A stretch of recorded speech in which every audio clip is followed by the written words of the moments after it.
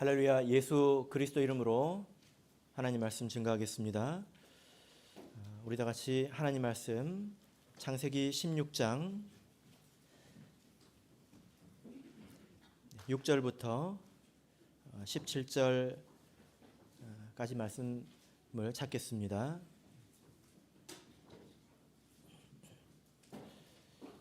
하나님 말씀 창세기 16장 6절부터 17절까지 말씀 가운데서 우리 13절까지만 우리 같이 교독하도록 하겠습니다. 창세기 16장 6절에서 13절 교독하겠습니다. 6절. 아브라함이 사라에게 이르되 그대의 여종은 그대의 수중에 있으니 그대의 눈에 좋은 대로 그에게 행하라 하매 사레가 하갈을 학대하였더니 하갈이 사레의 앞에서 도망하였더라.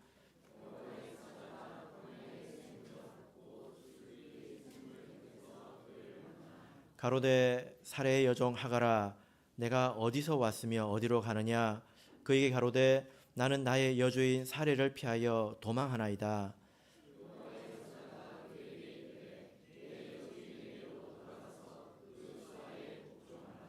여호와의 사자가 또 그에게 이르되 내가 내 자손으로 크게 번성하여 그 수가 많아 셀 수 없게 하리라.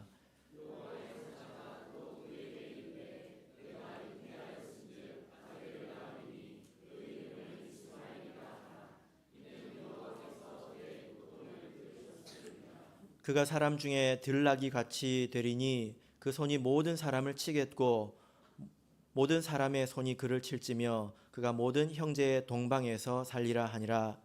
하갈이 자기에게 이르신 여호와의 이름을 감찰하시는 하나님이라 하였으니 이는 내가 어떻게 여기서 감찰하시는 하나님을 배웠는고 함이라. 아멘.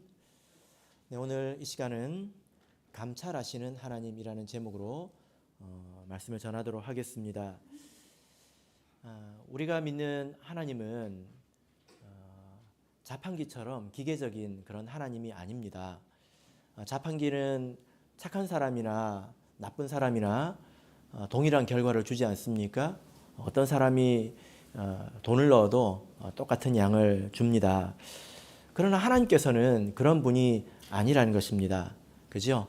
우리 사람도 그렇지 않죠.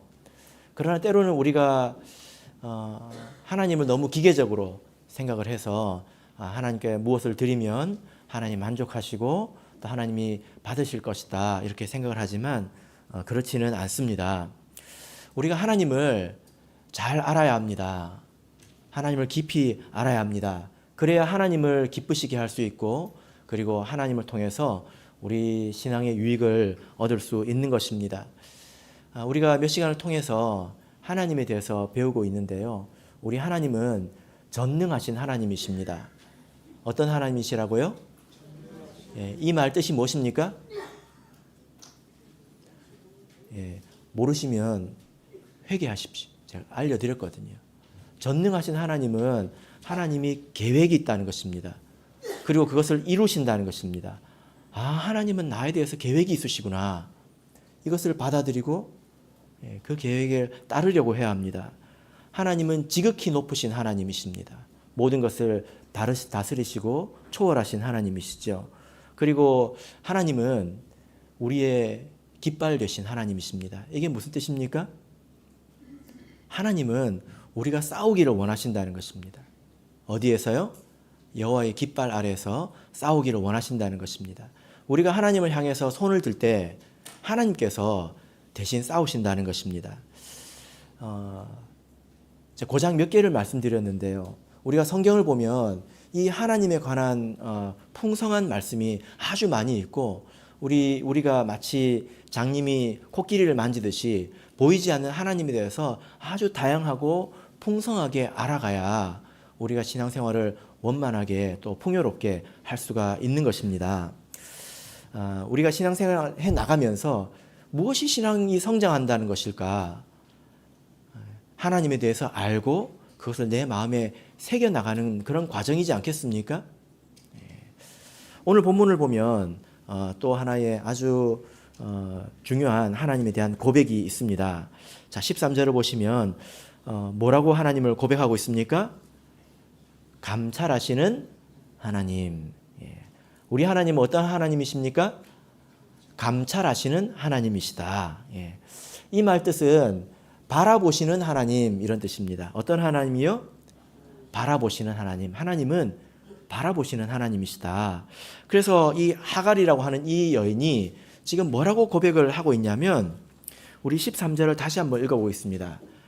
읽겠습니다. 시작. 하갈이 자기에게 이르신 여호와의 이름을 감찰하시는 하나님이라 하였으니 이는 내가 어떻게 여기서 나를 감찰하시는 하나님을 배웠는고 함이라. 자, 지금 우리 하나님은 감찰하시는 하나님이다, 바라보시는 하나님이다 하면서 뭐라고 말하고 있냐면 내가 나를 보시는 하나님을 보았다 이렇게 말하고 있습니다. 지금 두 가지를 말하고 있는 거죠. 하나님은 바라보시는 하나님이시다. 모든 상황을 아시고 모든 사람의 마음을 꿰뚫어 보시는 하나님이시다. 이게 한 가지입니다. 두 번째는 무엇입니까? 내가 그 하나님을 보았다는 것입니다. 하나님이 나를 보았고 나를 바라보시는 하나님을 내가 보았다. 지금 이렇게 말하고 있는 것입니다. 보는 것은 아주 분명한 경험을 말하죠. 그죠? 우리 성도는 이미 다 알고 있습니다. 하나님이 나를 보신다. 내 마음을 아신다. 이걸 다 압니다. 모르시는 분 손 들어보세요. 없잖아요. 그죠? 다 안단 말이에요. 그런데 여러분이 신앙생활을 해오시면서 나를 아시는 하나님을 보셨습니까? 나를 보시는 하나님을 보셨습니까? 이게 중요한 것입니다. 아마 이 가운데 그렇습니다 라고 손을 들고 싶으신 분이 많이 계실 겁니다. 우리 신앙생활 가운데서 이것을 경험하는 것이 매우 매우 중요합니다. 아주 중요합니다. 내가 그저 아는 것이 아니라 내가 그 하나님을 보았고 그 하나님을 내가 안다 라고 말하는 것이 얼마나 중요합니까? 오늘 이 본문의 말씀은 이 고백, 하나님이 나를 보십니다. 하나님 나를 보고 계십니다. 이 고백을 성경의 역사 가운데서 최초로 한 사람에 관한 이야기입니다. 여러분들께서도 아마 어떤 분은 간증하면서 하나님은 나를 아십니다. 이렇게 말하실 분이 계실 거예요. 그리고 신앙생활을 해오는 가운데서 그런 말을 할 만한 사람들이 얼마나 많겠습니까? 근데 그 이야기를 최초로 한 사람이라는 것입니다. 또 혹은 아마 어쩌면 저는 그 하나님을 잘 모르겠습니다. 머리로는 알겠는데 그런 하나님을 내가 만났다고 혹은 내가 보았다고 말할 수 있을지 내가 모르겠습니다. 왜냐하면요, 본 사람은 분명히 알거든요. 그렇다면 우리가 그리로 가도록 기도하고 또 노력을 해야 하는 것입니다. 최초의 고백입니다. 하갈에 관한 이야기인데요. 자, 오늘 본문의 배경을 보도록 하겠습니다. 어떻게 이런 고백이 시작되었는지, 어떻게 이런 이제 위대한 고백이 나왔는지 그 배경을 보면 16장 전체 장에서 시작됩니다. 사례가 아들을 낳지 못했습니다. 그죠? 그래서 답답했습니다. 나이가 굉장히 많이 들어갔는데도 아이를 낳을 수 없으니까 아브라함에게 어떻게 했습니까? 자기의 여종, 아마도 애굽에 다녀올 때에 얻었던 그 여종 하갈을 아브라함에게 대리모로 주는 거죠. 아내로 주는 것이 아니라 대리모로 주는 것입니다. 그래서 결국 하갈이 임신을 하게 됩니다. 근데 이것이 좀 껄끄러운 이유는 한 장 앞, 그러니까 창세기 15장에서 하나님께서 아브라함에게 네 자손이 하늘의 별과 땅의 모래와 같이 많을 것이다 하고 약속을 주셨거든요. 아브라함이 그걸 믿었다고 했습니다. 근데 16장에 이르러서 이런 일이 바로 이제 생긴 것이죠. 하갈이 결국 임신을 했습니다. 그래서 그 결과가 무엇입니까? 사레가 질투를 합니다. 그 하갈에 대해서 아주 질투를 합니다. 여자의 질투는 무섭죠. 무섭습니까? 무섭다고 하더라고요. 그래서 이 얼마나 괴롭혔는지 이 사례가 보통 여자가 아닌 것 같아요. 얼마나 괴롭혔는지 하갈이 집을 도망을 나갑니다. 그런데 집 밖이 무엇입니까? 광야예요. 광야. 광야는 살 수 없는 곳입니다. 말라 죽는 곳입니다. 그래서 이게 생각을 해보면 도대체 얼마나 괴롭혔길래 도망을 나가는데 광야로 도망을 나갔을까? 나가면 죽거든요. 이런 생각을 해봅니다. 그래서 이 사례가 이제 쫓겨나왔을 때에, 도망 나왔을 때에 그곳에서 여호와의 사자를 만나게 되고 그리고 위로를 얻게 됩니다. 그죠? 그리고 다시 이제 돌아가게 됩니다. 그리고 하나님에 대해서 이제 돌아갈 때에 우리 하나님은 바라보시는 하나님이다. 감찰하시는 하나님이다. 이렇게 위대한 고백을 남깁니다. 오늘 이 본문을 우리가 이렇게 읽어보면 조금 난감한 면이 몇 가지가 있습니다. 여러분 이 이야기를 이미 아시지 않습니까? 이 말씀 읽으면 이게 도대체 무슨 이야기인가? 그냥 하나님께서 이렇게 연약한 여자도 그냥 불쌍히 여기신다는 것인가? 그렇게 보기에는 좀 이해하기 어려운 부분들이 좀 있다는 것입니다. 제가 몇 가지를 말씀드리자면 뭐 그럴 수도 있지만 좀 탐탁지 않은 부분이 있는데요. 그게 뭐냐면은 이런 위대한 고백을 한 사람이 왜 아브라함이 아니고 하갈일까라는 것입니다. 좀 속이 상하죠. 그죠? 왜냐하면 우리는 아브라함의 자손이니까. 왜 아브라함이 이런 고백을 하지 않았을까? 왜냐하면 이런 위대한 고백들, 하나님에 대한 깨달음을 얻고 하나님은 이런 분이다라고 고백한 사람들은 다 같이 신앙의 위인들이었거든요. 첫 번째가 멜기세덱 아니었습니까? 의의 왕, 평강의 왕 멜기세덱이었습니다.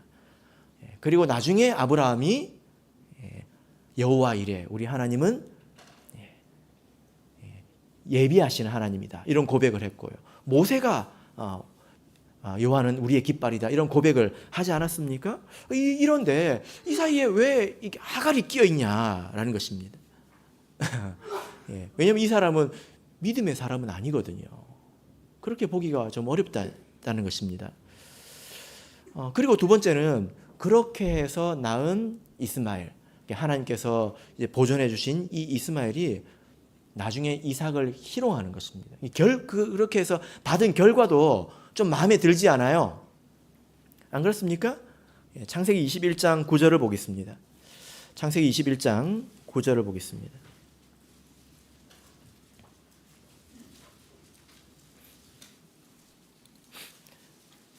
창세기 21장 9절. 자, 읽겠습니다. 시작. 사라가 본즉 아브라함의 아들 애굽 여인 하갈의 소생이 이삭을 희롱하는지라. 이삭을 희롱했다는 거예요. 그래서 보면 나중에 우리가 성경의 역사나 또 혹은 지금의 그 인류의 상황을 본다 하더라도 이스마엘의 자손과 이삭의 자손은 관계가 그렇게 좋지 않습니다. 적대적입니다. 그죠? 창세기 25장 18절을 보면 이 이스마엘의 자손들이 그 모든 형제의 맞은편에 거하였더라 이렇게 표현을 하고 있는데, 이 맞은편에 거하였다는 것은 그냥 저기 건너편에 있었다는 게 아니라 서로 대치하고 있다는 것입니다. 관계가 안 좋다는 것이거든요. 그죠? 왜 이렇게 되었을까? 이것도 좀 이상하고요. 뿐만 아니라 우리 창세기 16장 본문 7절을 보시면 여호와의 사자가 나타나십니다. 여호와의 사자가 나타납니다. 누구 앞에 나타납니까? 하갈에게 나타납니다. 여러분 혹시 여호와의 사자를 만나신 적이 있습니까? 은세 형제, 여호와의 사자를 만나신 적이 있습니까?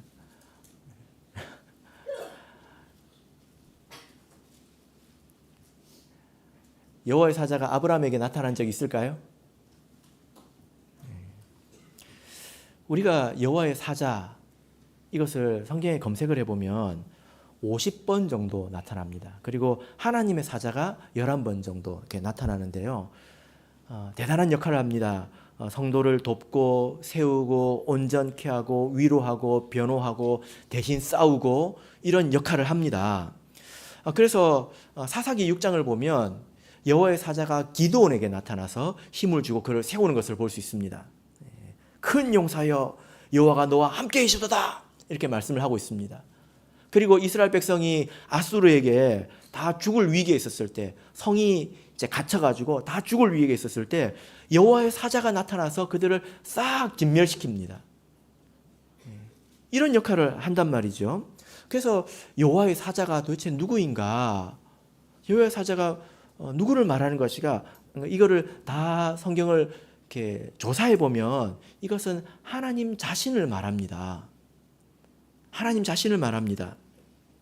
그래서 오늘 본문 13절을 보시면 여호와의 사자가 나타났는데, 이 하갈은 누구를 만났다고 합니까? 누구를 보았다고 합니까? 내가 하나님을 보았다. 나를 감찰하시는 하나님을 보았다. 하나님을 보았다. 이렇게 말씀을 하고 있지 않습니까? 그래서 우리가 구약 성경을 보면 여러분도 이미 알고 계신데요. 하나님께서 간혹 사람의 모습으로 나타나실 때가 있습니다. 이런 걸 현현하신다고 합니다. 이것은 예수 그리스도의 성육신과는 다른 것인데 하나님이 나타나실 때가 있습니다. 언제가 있습니까? 누가 생각나십니까? 아브라함이 생각나시죠? 그죠? 아브라함이 세 사람이 왔죠. 그 중에 한 분이 하나님이었습니다. 그리고 또 야곱에게 나타났습니다. 근데 야곱이 처음에 알아봤을까요? 못 알아봤죠. 그래서 뭘 했습니까? 씨름을 했죠. 그죠? 씨름을 했습니다. 창세기 32장 30절을 보겠습니다.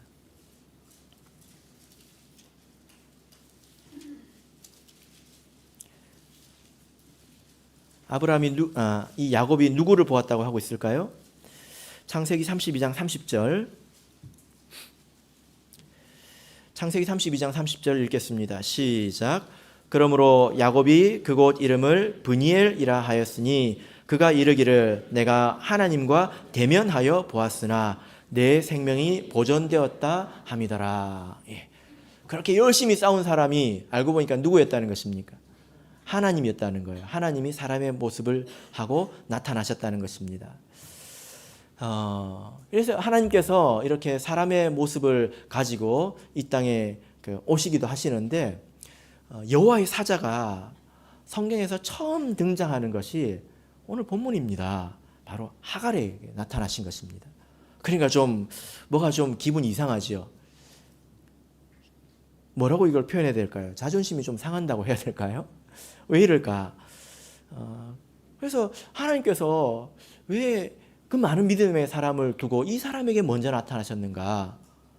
그리고 그렇게 해서 얻은 결과는 또 무엇인가? 좀 마음이 혼란스럽다는 것입니다. 그래서 단지 하나님께서 모든 것을 아시고 바라보시고 또 이렇게 연약한 사람도 불쌍히 여기신다라는 정도에서 오늘 말씀을 이해하는 것은 너무 좀 부족하지 않나? 이런 생각을 가지게 되고 오늘 말씀을 더 깊이 살펴보게 됩니다. 그래서 오늘 본문을 우리가 더 깊이 좀 바라보기 위해서 노력을 해봐야 되는데요. 창세기 16장의 이 하갈의 이야기를 읽으시면서 혹시 여러분은 어떤 다른 이야기, 이와 유사한 다른 이야기가 생각나신 분이 계십니까? 이 이야기를 읽으니까 이 이야기가 생각난다. 그런 이야기가 있습니까? 그래서 우리가 비교를 해보면 우리가 하갈은 이런 뜻이구나 알 수 있게 되고, 그리고 나서 그러면 하갈에게 나타나신 하나님은 어떤 하나님인지 우리가 알게 됩니다. 무엇이 떠오르십니까? 바로 그 사건은 창세기 3장에 있는 선악과의 사건입니다. 이 사건과 아주 유사합니다. 몇 가지를 제가 이렇게 말씀을 드릴 텐데요. 선악과 사건은 여러분께서 잘 아시기 때문에 제가 비교를 해 보도록 하겠습니다. 선악과 사건과 이 사건은 하나님의 계명을 어긴 것입니다. 그리고 하나님을 의심했기 때문에 생겨난 일입니다. 분명한 계명이 있었다는 것입니다. 그죠? 이것을 먹는 날에는 정령 죽으리라. 그리고 네 자손이 하늘의 별과 땅의 모래와 같이 많을 것이다. 그러나 하나님 그 약속에 대해서 의심했다는 거예요. 선악과에서는 무엇을 의심했습니까? 하나님처럼 될까? 하나님이 주시지 않는 것이다. 하나님에 대해서 의심했죠. 그죠? 그리고 오늘 본문을 보시면 어떻습니까? 2절을 보십시오. 사례가 뭐라고 합니까? 사례가 16장 2절을 보면 사례가 아브라함에게 이르되 여호와께서 나의 생산을 허락지 아니하셨으니, 이 말은 하나님의 약속과 완전히 대치되는 그런 약속이죠. 하나님을 믿지 않았다는 것입니다. 그럼 약속을 믿지 않았다는 것입니다. 두 번째 유사한 점은 여자가 주도권을 쥐고 있다는 것입니다. 선악과를 처음 먹은 이가 누구죠? 우리 자매님들? 아내라는 것입니다. 그죠? 오늘 본문도 보면 누구로 인해서 그 모든 일이 시작합니까? 사례가 시작하죠. 그죠? 그래서 이 말씀을 이렇게 보면 사례가 너무 이렇게 괴로워가지고 마음이 스스로 괴로워서 아브라함을 달달달달 볶죠. 그래서 아브라함이 그 일을 치르지 않습니까? 이렇게 생각해 보면 도대체 하와가 선악과를 따먹고 아담이 왜 먹었을까 대략 이해가 됩니다. 세 번째는 남자가 그 말을 들었다는 것입니다. 16장 2절을 보면 2절을 보면 제일 마지막 부분에 뭐라고 하고 있습니까? 하매 아브라함이 사례의 말을 들으니라. 사례의 말을 들었다. 이렇게 말씀을 하고 있습니다. 우리가 이 말을 들었다라고 하는 표현, 우리가 말을 이렇게 귀로 듣잖아요. 이 말이 순종하고 그 말을 따르다. 그런 의미는 성경에 두 번밖에 없습니다. 그 두 번이 선악과에서 한 번 나오고요. 그리고 여기에서 한 번 나옵니다. 하나님께서 아담을 책망하셨잖아요. 그죠? 책망하시면서 뭐라고 책망하셨습니까? 네가 네 아내의 말을 들었다. 이렇게 책망하고 있지 않습니까? 3장 17절을 보겠습니다. 창세기 3장 17절. 창세기 3장 17절. 보겠습니다. 시작. 아담에게 이르시되 내가 내 아내의 말을 듣고. 됐습니다. 자, 여기 보면 네 아내의 말을 들었다. 아브라함도 아내의 말을 들었다. 동일한 표현으로 지금 표현하고 있다는 것입니다. 그리고 또 유사한 부분이 무엇입니까? 책임을 전가한다는 것입니다.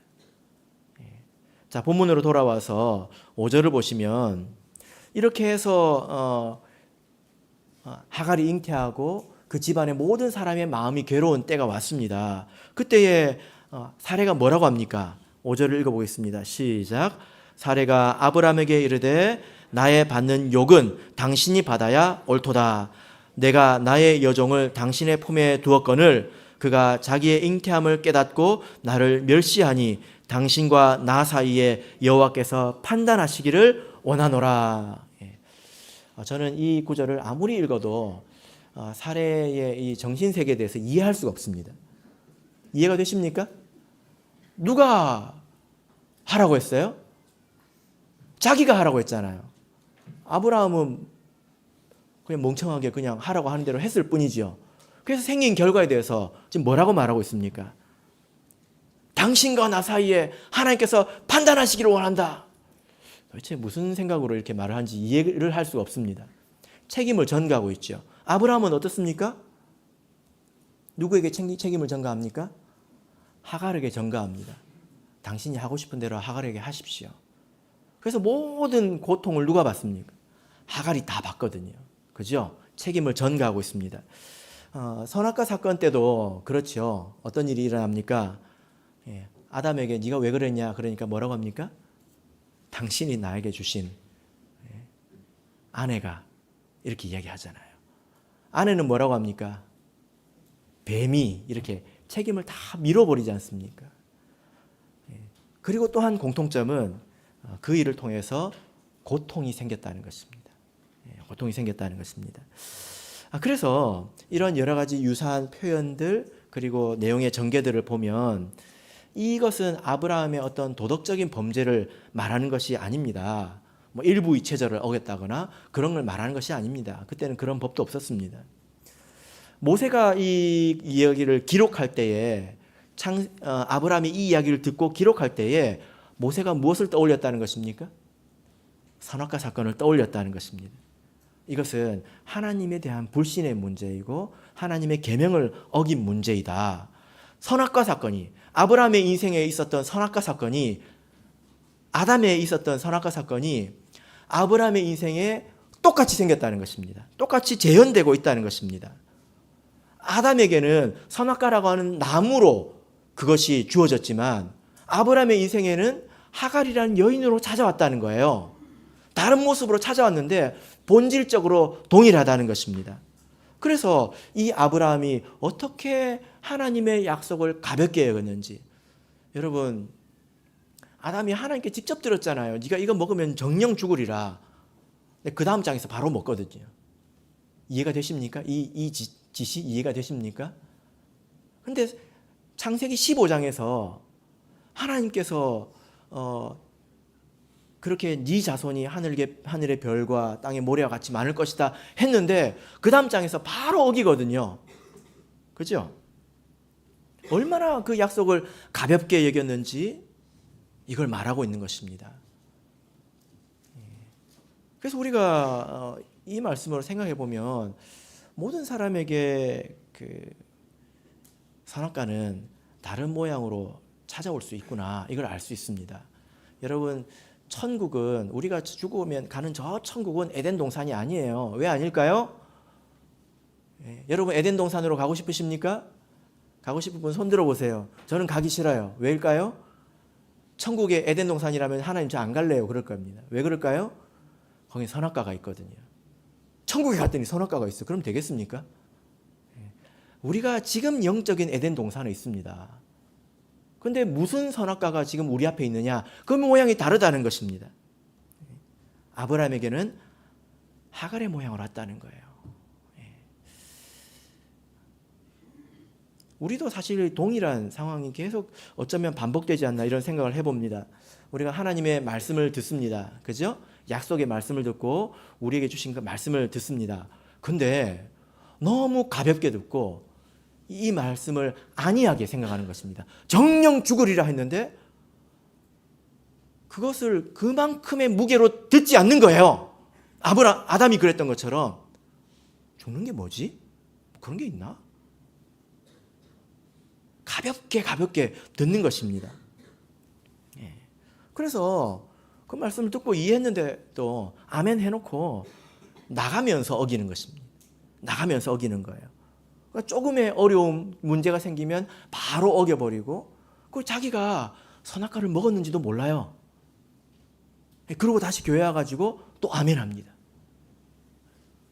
그 나가서 또 선악과 먹고요. 그러고 있는 것 같지 않습니까? 그래서 예전에는 제가 천국에 가면 아담한테 한번 물어보고 싶었던 게 있었거든요. 예? 뭐라고 물어보고 싶었을까요? 아담, 왜 먹었어요? 우리가 얼마나 고생했는지 알아요? 왜 먹었어요? 이렇게 제가 따지고 싶었거든요.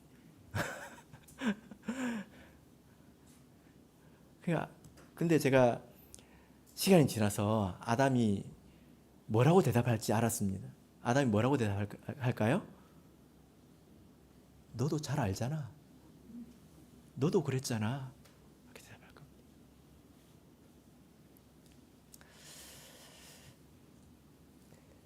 그래서 오늘 이 이야기는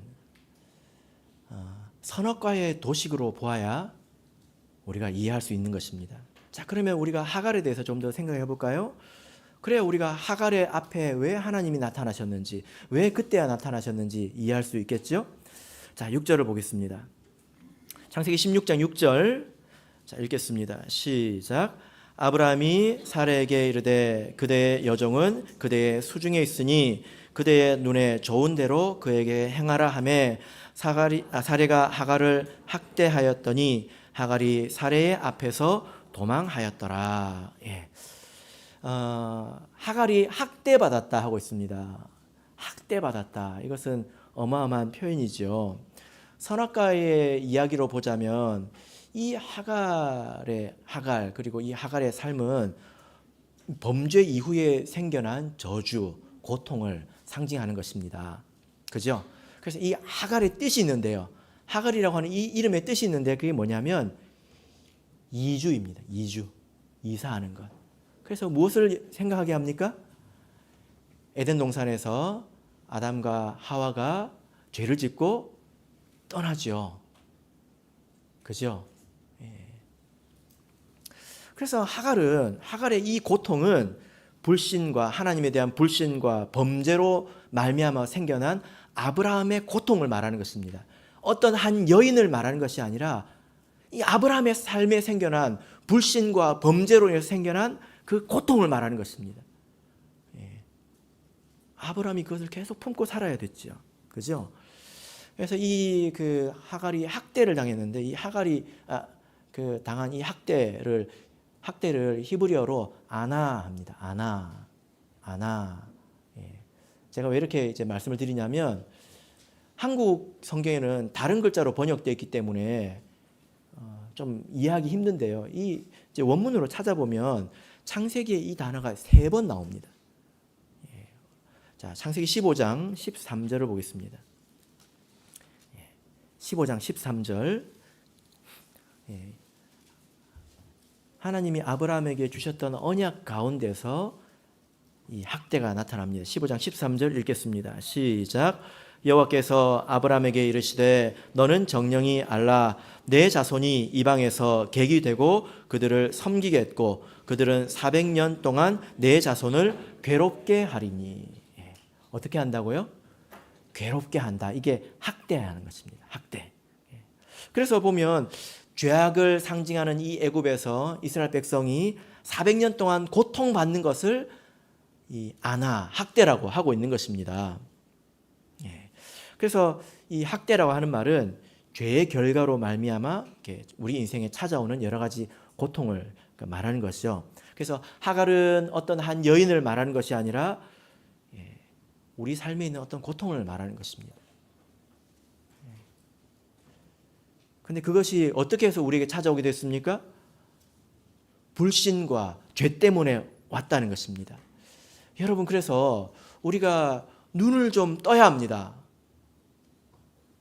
무엇이 나의 선악과인지, 선악과가 이때 어떤 모양으로 나에게 찾아오는지 그거를 봐야 합니다. 그걸 알아야 내가 안 따먹죠. 이게 선악과인지도 모르면 그걸 어떻게 안 먹을 수 있겠습니까?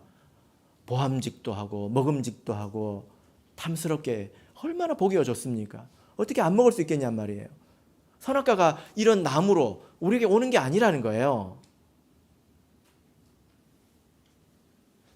지금 여러분의 앞에는 어떤 선악과가 있습니까? 무엇이 선악과입니까? 무엇을 통해서 하나님과 여러분의 언약이 깨어질 수 있고 하나님 앞에 범죄할 수 있습니까? 이걸 봐야 합니다. 뿐만이 아니라 지금 내 삶에 무엇이 나의 하갈인가를 봐야 합니다. 우리가 살아오면서 천지도 모르고 이게 죄인 줄도 모르고 부족한 것인 줄도 모르고 그러면 반드시 우리 삶에 하갈이 있어요. 고통이 있단 말이에요. 그래서 그걸 생각하면서 이것이 나의 하갈인가? 내가 지금 내 그동안의 불신과 무지와 완악함과 죄악에 대해서 내가 지금 대가를 치르고 있는 것은 아닌가? 이것을 봐야 한다는 것입니다. 이건 눈을 뜨고 봐야 합니다. 선악과도 모르고 하갈도 모르고 그럼 인생이 어떻게 될까요? 왜 이렇게 내 인생은 힘들지? 왜 이렇게 내 인생은 꼬이지? 이렇게밖에는 생각이 안 되겠죠. 그죠? 그러면서 사람 사는 게 다 그렇지. 다 힘들지 안 힘든 사람 있나? 이렇게 생각하고 사는 게 얼마나 쉽겠냐 이 말입니다. 우리가 하나님의 백성인데요. 우리의 삶에 왜 선악과가 없겠습니까? 우리의 인생에 왜 하갈이 없겠습니까? 죽고 나서야 그게 내가 선악과였구나. 죽고 나서야 그게 하갈이었구나. 깨달으면 안 되잖아요. 그죠? 우리가 지금 봐야 한다는 것입니다. 하나님께서 아브라함에게 나타난 것이 아니라 그 하갈 앞에 나타나셨다는 거예요. 여러분, 이것은 정말 좋은 것입니다. 하나님께서 그 아브라함에게 나타나시지 않고 왜 하갈 앞에 나타나셨을까?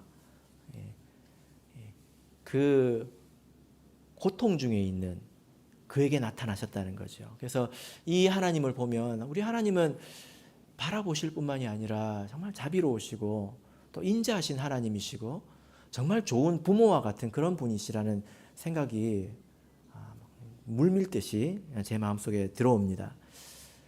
부모가 그렇잖아요. 자녀에게 계속 경고하지 않습니까? 너 그러면 이렇게 된다. 너 이러면 그렇게 된다. 너 그러지 마라. 너 그러면 다친다. 큰일 난다. 계속 하잖아요. 근데 자녀들은 어떻게 합니까? 대부분의 자녀들은 가볍게 들어요. 무겁게 듣지 않습니다. 안이하다고 표현할 수 있습니다. 가볍게 듣죠. 그러면 반드시 그 일을 겪죠. 예, 그죠? 그러면 이제 부모가 그걸 알면 어떻게 하겠습니까? 야, 이놈의 자식아! 네가 그럴 줄 알았다. 내가 그렇게 말했는데도 왜 그때 안 듣고 여기까지 왔냐? 이제 네가 알아서 해라. 나는 모르겠다. 이럽니까? 말은 이렇게 하죠. 말은 그리고 도와주잖아요. 그죠? 그게 부모지 않습니까? 그게 부모의 심정이잖아요. 그래서 우리 하나님은 그런 분이라는 것입니다. 하나님께서 에덴 동산에서 이 아담과 하와가 선악과를 따먹었을 때 하나님 다 알고 계셨습니다. 다 알고 계셨습니다. 그때도 이미 보고 계셨죠. 그런데 나타나지 않았습니다. 그리고 그렇게 나타나셨을 때, 다 일이 끝나고 나타나셨을 때, 그리고 그를 에덴 동산에서 내어 쫓으실 때 하나님께서 어떤 일을 하셨죠? 내가 정령 죽는다고 했지. 그 말이 뭔지 이제 너희들이 한번 경험해봐라. 그렇게 하지 않으셨어요. 무엇을 하셨습니까? 가죽 옷을 지어 입히셨습니다. 그죠? 가죽 옷을 지어 입히셨습니다. 이 하와가 범죄를 하고 나니까 자기들이 벗었다는 것을 깨닫고 그리고 막 그 나뭇잎으로 막 이제 몸을 가리잖아요. 그죠? 하나님께서 그를 내어 쫓으실 때 어떻게 내어 쫓습니까? 가죽 옷을 지어 입히시는데 이게 무슨 의미죠? 물론 이것은 우리 구속사 안에서 대속의 의미가 있습니다. 예수 그리스도의 희생으로 우리 그 죄와 허물을 가려주실 그런 대속을 의미하기도 하지만, 그런데 이 내용, 이 말씀만 가지고 보자면 저는 그렇게 생각이 됩니다. 에덴 동산 바깥은 에덴 동산처럼 부드럽지 않아요. 굉장히 거칩니다. 에덴 동산에 있었을 때는 다 부드러워서 맨살로 지내도 다 거칠 것도 없고 상할 것도 없고 그런 곳이었지만, 얘들아 이제 너희들이 나가는 세상은 맨살로는 견딜 수가 없단다. 그런 나무 이파리로도 견딜 수가 없단다. 이런 거 입어야 돼. 그런 마음 아닐까요? 그죠? 우리 하나님은 그런 하나님이십니다. 거친 세상을 살아갈 그런 모습을 염려하신 것입니다. 대가를 치러야지만 하나님께서는 그런 것을 생각하셨다는 것입니다. 그런데 여러분, 여기에 조건이 하나 있습니다. 모든 하갈에 대해서 하나님께서 다 불쌍히 여겨주시는 거 아니에요. 왜 오늘 이 본문 가운데서 하나님께서 하갈을 불쌍히 여겨주셨는지 이유가 있습니다. 자, 본문 8절을 보겠습니다. 본문 8절 읽겠습니다. 창세기 16장 8절 읽겠습니다. 시작. 가로되 사레 여종 하갈아, 내가 어디서 왔으며 어디로 가느냐? 그가 가로되 나는 나의 여주인 사레를 피하여 도망하나이다. 이 하나님께서 이 하갈에게 은혜를 베풀어 주시기 전에 질문을 하셨습니다. 뭐라고 질문하셨습니까? 네가 어디서 왔으며 어디로 가느냐? 이게 무슨 말일까요? 네가 왜 여기에 있느냐? 이걸 물으신 겁니다. 네가 왜 이 고통 가운데 있느냐? 이걸 물으신 거예요. 네가 왜 지금 이렇게 고통스럽게 살고 있느냐? 여러분, 하나님께서 모르셔서 물으실까요? 다 아시죠? 근데 왜 묻습니까? 기회를 주시는 것입니다. 먼저 말해야 되기 때문에 기회를 주시는 것입니다. 하나님께서 뭐라고 묻습니까? 사레의 여종 하갈아, 누군지 이미 다 알고 있습니다. 그리고 이제 이 하갈이 대답을 하는데요. 뭐라고 대답합니까?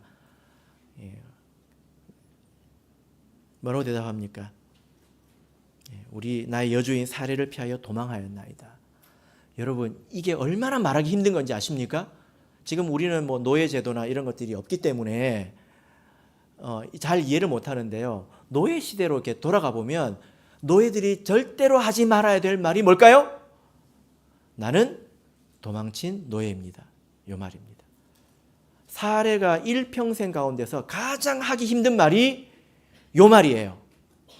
나는 도망친 종입니다. 이 말이 가장 힘들다는 것입니다. 여러분, 하갈이 하나님께 은혜를 받은 이유는 하나님의 질문에 솔직히 대답했기 때문입니다. 자기의 모든 것을 드러냈기 때문입니다. 여러분, 우리가 고통 가운데 은혜를 받으려면요, 남 탓하면 안 돼요. 다 자기가 죄 지어가지고 자기가 허물이 있어서 여기까지 왔는데 누구 때문에요? 누구 때문에요? 사라 때문에 고통을 받죠. 근데 이걸 하나의 이야기로 보자면 다 자기의 허물 때문에 온 것 아닙니까? 우리 삶에 왜 하갈이 있냐 이 말이에요. 다 나의 죄 때문에 온 것 아닙니까? 솔직해져야 된다는 것입니다. 하나님의 은혜를 받으려면 솔직해져야 합니다. 하나님, 제가 너무 욕심을 부렸습니다. 하나님, 제가 범죄했습니다. 내가 눈을 뜨고 알아야 합니다. 내가 하갈이라고 하는 선악과를 먹었습니다. 내가 이런 약속을 범했습니다. 내가 이렇게 살아왔습니다.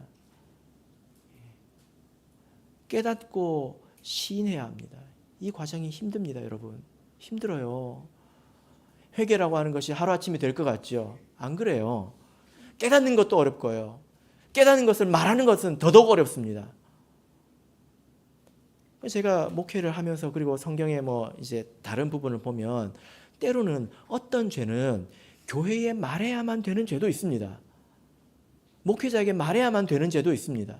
얼마나 어렵겠습니까? 말하기가. 근데 말해야만 된다는 거예요. 드러내야 되는 것입니다. 그래서 오늘 본문을 보면 솔직하지 못하고 자기의 책임을 떠넘긴 아브라함에게는 하나님이 나타나지 않았습니다. 그리고 사라에게도 나타나지 않았습니다. 자기의 민낯을 인정하는 하갈 앞에 하나님이 나타나셨다는 거예요. 여러분, 그래서 우리가 말씀을 듣고 깨닫고 마주해야 합니다. 회피하지 말아야 합니다. 내가 이런 범죄를 하고 내가 이런 죄가 있고 내가 이렇게 고통스럽게 사는데 다른 것으로 보상이 될까요? 그걸 드러내지 않고 내가 지금부터는 내가 이렇게 내가 죽을 때까지 화장실 청소를 해야 되겠다. 그런 걸로 보상이 되지 않습니다. 인정하고 받아들이고 드러내야 합니다. 필요하면 교회도 말해야 되고 목회자한테도 말해야 합니다. 여러분, 하나님께서 그 하갈을 불쌍히 여기셨다는 것입니다. 그때 여호와의 사자가 하갈에게 나타나죠. 그래서 은혜를 베풀어 줍니다. 어떻게 해결을 해줄까요? 자, 9절 10절을 보겠습니다. 9절 10절 읽겠습니다. 시작. 여호와의 사자가 그에게 이르되 내 여주인에게로 돌아가서 그 소아에 복종하라. 여호와의 사자가 또 그에게 이르되 내가 내 자손으로 크게 번성하여 그 수가 많아 셀 수 없게 하리라. 여러분, 고통 있으시죠? 하나님께서 어떻게 해주시기 원하십니까? 여러분의 하갈, 내 인생의 고통을 여러분 어떻게 해주기를 원하십니까? 그냥 연기처럼 싹 사라졌으면 좋겠죠. 하갈에게 어떻게 해줬을까요? 뭐라고 말합니까? 여호와의 사자가 나타나서 한번 생각해 보세요. 죽을 것 같아서 광야로 나왔거든요. 저기서 죽는 것보다는 광야에서 말라 죽는 게 낫겠다. 나왔단 말이에요. 하나님이 나타나셔서 뭐라고 했습니까? 다시 돌아가라. 다시 돌아가라고 했습니다. 그래서 9절에 보시면 그 수하에 복종하라 이렇게 하고 있는데요. 제가 아까 아나 이제 학대라고 했잖아요. 이 학대가 창세기에 몇 번 나온다고 했죠? 3번 나온다고 했죠? 예. 그게 9절에 나옵니다. 복종이 아나예요. 이걸 그대로 똑같이 번역을 하면 너는 애굽으로 가지 말고 내 주인의 수하에 들어가서 학대받아라 이 뜻입니다. 하갈이 듣고 깜짝 놀랐겠죠. 네! 죽을 것 같아서 나왔는데 다시 들어가라고요? 이게 하나님의 응답입니까? 근데 그게 전부는 아니에요, 여러분. 자, 10절을 보시면 그 고통이 달라졌다는 것입니다. 무엇이 달라졌습니까? 그 이전에는 그냥 학대였습니다. 그냥 고통이었습니다. 근데 그 이후에는 하나님께서 말씀을 주신 이후에는 하나님이 함께 해주신 그 이후에는 그것이 약속 있는 고통이 됐다는 거예요. 어떤 약속이 있게 됐습니까? 학대받아서 죽지 않는다. 도리어 그것으로 너희가 크게 번성할 것이다. 이렇게 약속을 하셨다는 것입니다. 여러분, 그래서 학대가 바뀌었습니다. 순수한 학대, 죄의 고통인 학대에서 하나님이 약속이 있는 학대, 고통으로 바뀌었다는 것입니다. 여러분, 그래서 우리가 이 말씀을 통해서 우리가 하나님 앞에서 사는 법을 좀 배우자면요. 우리가 다 무지함으로 다 죄 짓습니다. 저를 포함해서요.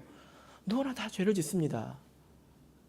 그리고 나중에 시간이 지나서 그게 그렇게 중요한 거였구나 후회합니다. 저도 그래요. 하나님 몰랐어요. 불쌍히 여겨주세요. 저도 기도합니다. 그런데 그렇게 해서 우리 삶에 찾아온 것을 어떻게 해야 되죠? 이제 받아들여야 된다는 거예요. 뒤틀어지고 왜곡되고 이런 것들을 우리가 받아들이고 인내해야 된다는 것입니다. 그리고 그 고통이 이제는 더 이상 고통인 것만 아니라 그 안에 하나님이 약속이 있다는 것을 우리가 믿어야 합니다. 그 일을 통해서 우리를 더욱 단련하시고 우리를 더욱더 창대하게 하시고 우리를 더욱더 거룩하게 하실 것입니다.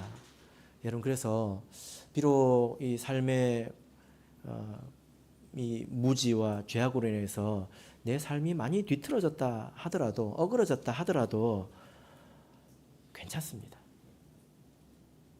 이제 우리가 하나님 앞에서 인정하고 받아들이고 사랑하면 돼요. 그러면 하나님께서 역사하실 것입니다. 여러분, 기억하십시오. 우리가 기억하십시다. 우리 하나님은 바라보시는 하나님입니다. 범죄할 때부터 고통받을 때 다 바라보십니다. 그런데 언제 나타나십니까? 자기 죄를 대면하고 하나님 앞에 모든 것을 인정할 때 나타나셔서 모든 것을 바꾸어 놓으십니다. 바라보시는 하나님 앞에서 살아가시는 저와 여러분이 되시기를 예수 그리스도 이름으로 축복합니다.